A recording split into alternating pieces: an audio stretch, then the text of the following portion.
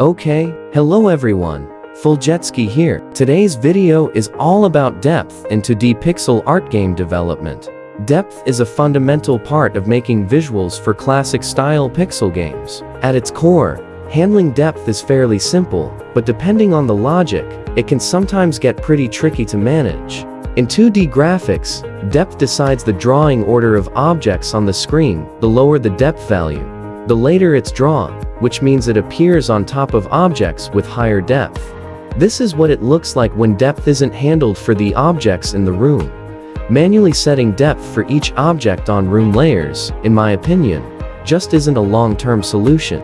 This is the method I used back when I first started learning to code. I think this method works well for simple games, or for certain types of games like otome, puzzle, or farming games that don't rely too much on combat. Now, you can see that these three pillars are ordered more logically, and the character can walk behind them instead of being drawn on top.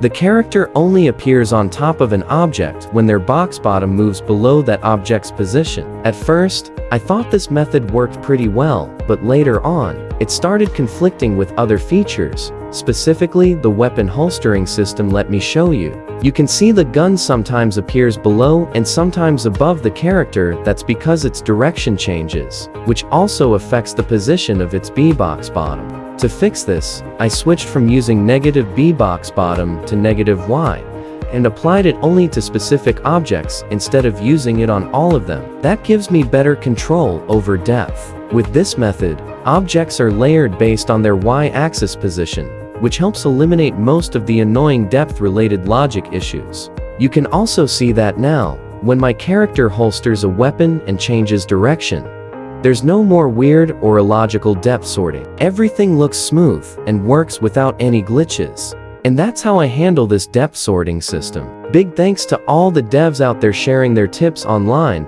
Learned a lot from you guys. And also, thanks everyone for watching the video. See you in the next video. Bye.